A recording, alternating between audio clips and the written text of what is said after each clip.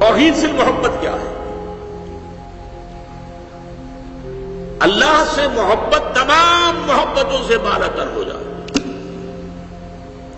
کوئی محبت اللہ کی محبت سے اوپر تو نہیں، برابر بھی نہ ہو. برابر ہونا شرک ہے، اوپر ہونا تو سمجھیے کہ اور پتہ نہیں شرک کے علاوہ بھی کوئی اصطلاح میں ایجاد کرنی پڑ جائے. سورہ بقرہ میں فرمایا وَمِنَ النَّاسِ مَن يَتَّخِذُ مِن دُونِ اللَّهِ أَندَادًا يُحِبُّونَهُمْ كَحُبِّ اللَّهِ وَالَّذِينَ آمَنُوا أَشَدُّ حُبًّا لِلَّهِ. لوگوں میں سے کچھ ایسے بھی ہیں جو اللہ کے سوا کچھ ہستیوں کو محبوب بنا لیتے ہیں، اللہ کا مد مقابل بنا کر ان سے وہ محبت کرنے لگتے ہیں جو اللہ سے کرنی چاہیے تھی. والذین آمنوا اشد حبا للہ، اور جو واقعتاً اہل ایمان ہیں وہ شدید ترین محبت کرتے ہیں اللہ کے ساتھ. تو قرآن یہ نہیں کہتا کہ آپ والدین سے محبت نہ کریں، کرو، لیکن والدین کی محبت اللہ کی محبت کے برابر نہ ہو جائے، اس سے بڑھ نہ جائے. اولاد سے محبت کرو، اولاد کی محبت اللہ کی محبت سے بڑھ نہ جائے. دیکھیے یہ محبتوں کا امتحان ابراہیم سے اللہ نے کیسے کیسے لیا تھا. وَإِذِ ابْتَلَىٰ إِبْرَاهِيمَ رَبُّهُ بِكَلِمَاتٍ فَأَتَمَّهُنَّ قَالَ إِنِّي جَاعِلُكَ لِلنَّاسِ إِمَامًا. کیسے کیسے امتحانوں میں سے پاس ہونے کے بعد پھر وہ مرحلہ آیا کہ اللہ نے فرمایا ابراہیم میں تمہیں تمام نوع انسانی کا امام بناتا. والدین کو چھوڑا اللہ کے لیے، گھر بار چھوڑا اللہ کے لیے، بادشاہ کے دربار میں آنکھوں میں آنکھیں ڈال کر مناظرہ کیا کہ نہیں کیا؟ بادشاہ جو ہے وہ مرعوب نہیں کر سکا. فَبُہِتَ الَّذِي كَفَرَ، بلکہ جو مناظرہ ہوا ہے تو بادشاہ جو تھا نمرود وہ مبہوت ہو کر رہ گیا. اپنی جان کو اللہ سے، اللہ کی محبت سے زیادہ نہیں سمجھا. آگ میں کود گئے کہ نہیں، بے خطر کود پڑا آتش نمرود میں عشق. عقل ہے میں تماشائے لبے بام ابھی. پھر اپنے ملک کی محبت پر اللہ کی محبت کو ترجیح دی، ملک چھوڑ دیا، ہجرت کی. آخری امتحان جو لیا ہے، آخری امتحان جس سے کڑا امتحان ہو نہیں سکتا. 100 برس کی عمر میں وہ 13 برس کا بیٹا جو دعائیں مانگ مانگ کر اللہ سے لیا تھا، اکلوتا بیٹا، حکم آیا ذبح کر دو. یہ ہے سب سے بڑا 100 برس کا بوڑھا انسان، اور بڑی دعائیں مانگ مانگ کر بیٹا لیا. 87 برس کی عمر میں حضرت اسماعیل کی ولادت ہوئی ہے. اب 13 برس کے ہو گئے. فلما بلغ معه السعی، جب بھاگ دوڑ کے قابل ہو گئے. 13 برس کا جوان بچہ جو ہے باپ کا دست و بازو بن جاتا ہے، بھاگ دوڑ. اس لیے آتا ہے نا کہ ابراہیم اور اسماعیل دونوں تھے جو بیت اللہ کی تعمیر کر رہے تھے. وَإِذْ يَرْفَعُ إِبْرَاهِيمُ الْقَوَاعِدَ مِنَ الْبَيْتِ وَإِسْمَاعِيلُ، اس اسماعیل کے بارے میں انی ارا فی المنام انی اذبحک فانظر ماذا تری. اے میرے بچے میں دیکھ رہا ہوں خواب میں، بار بار یہ خواب آ رہا ہے کہ میں تمہیں ذبح کر رہا ہوں، اور اس کے لیے چھری پھیر دی. یہ تو اللہ تعالیٰ نے جو ہے قد صدقت الرؤیا انا کذالک نجزی المحسنین. اللہ تعالیٰ نے کہا بس بس، امتحان ہمیں لینا تھا، وہ امتحان پورا ہو گیا.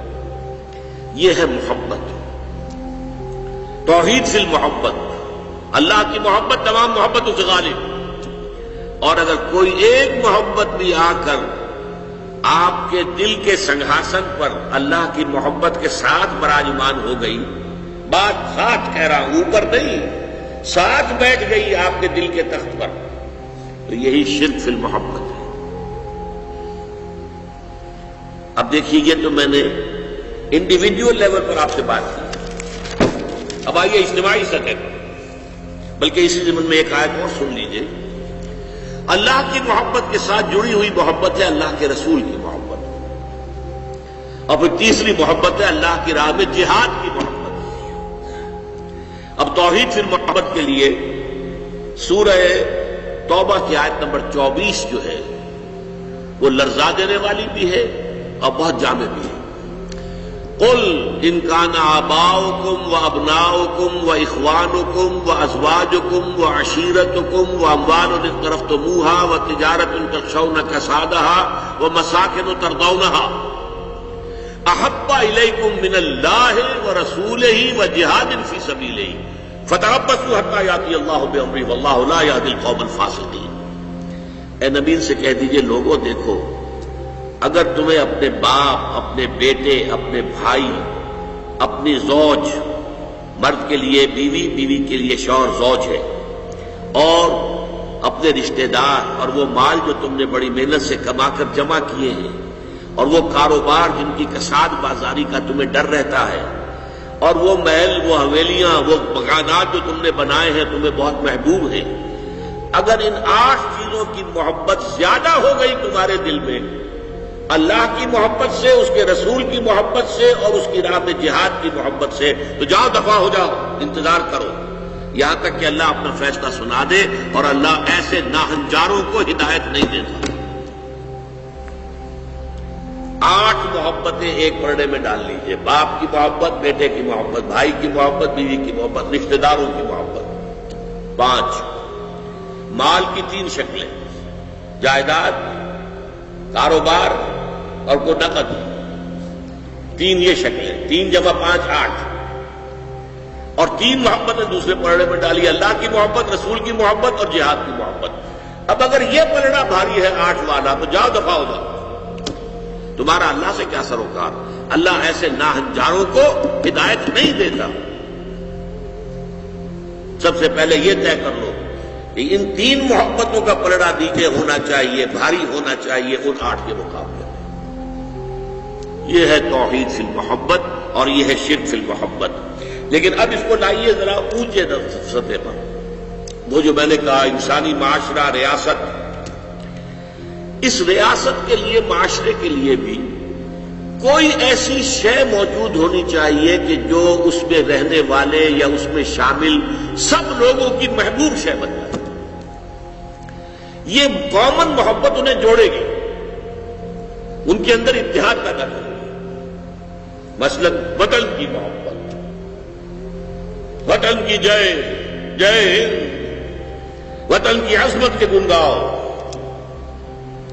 قوم کی محبت، وطن پرستی، قوم پرستی، کوئی نظریہ پرستی، یہ بہت سی پرستشیں ہیں جن سے کہ لوگ پھر جڑے رہتے ہیں۔ نسل پرستی، لسان پرستی، زبان پرستی، یا آج کل جو آپ کو کہتے ہیں کہ یہ لسانی عصبیتیں اور یہ نسلی عصبیتیں، یہ بلوچ نیشنلزم، یہ پختون نیشنلزم، یہ سرائکی نیشنلزم، یہ ایک اردو والا نیشنلزم، 5ویں قومیت نکلی تھی ہمارے ہاں، یہ سب کچھ کیا ہے؟ یہ جمعیت کے لیے، لوگوں کو جوڑنے کے لیے، شیرازہ بندی کے لیے، انہیں متحد رکھنے کے لیے کوئی نہ کوئی شے محبوب ہو جانی چاہیے۔ اس اعتبار سے اس دور کا سب سے بڑا شرک وطن پرستی۔ لیکن پھر دیکھیے، میں بات آپ سے عرض کر رہا ہوں، علماء کرام اس کو نہیں پہچان پائے، اس کو پہچانا ہے تو علامہ اقبال نے پہچانا ہے۔ اس دور میں اور ہے، جام اور ہے، جم اور، ساقی نے بنا کی روش لطف و ستم اور، تہذیب کے آزر نے ترشوائے صنم اور، مسلم نے بھی تعمیر کیا اپنا حرم اور، ان تازہ خداؤں میں بڑا سب سے وطن ہے، جو پیرہن اس کا ہے وہ مذہب کا کفن ہے۔ نظارہ دیری نہ زمانے کو دکھا دے، اے مصطفی خاک میں اس بت کو ملا دے۔ یہ وطن پرستی شرک، اس دور کا سب سے بڑا شرک۔ نیشنلزم جو ہے وہ لوگوں کو جمع کرنے والی شے ہے۔ ہماری قوم، ریشیل نیشنلزم بھی ہوتا ہے، نسلی قومیت، اور آج کل نیشنلزم جو ہے وہ علاقائی ہوتا ہے، ٹیریٹوریل نیشنلزم۔ ایک ملک میں رہنے والے جو ہے اس کو سب ایک قوم ہے اور اپنے ملک سے محبت سب سے اوپر کر دیں۔ یہ ہے در حقیقت علامہ اقبال نے جس کو کہا کہ وطن ایک تو ہے وطن سے محبت ہونا، وہ ٹھیک ہے، حب الوطن من الایمان حدیث ہے، گفتار نبوت میں وطن اور ہی کچھ ہے، اور گفتار سیاست میں وطن اور ہی کچھ ہے۔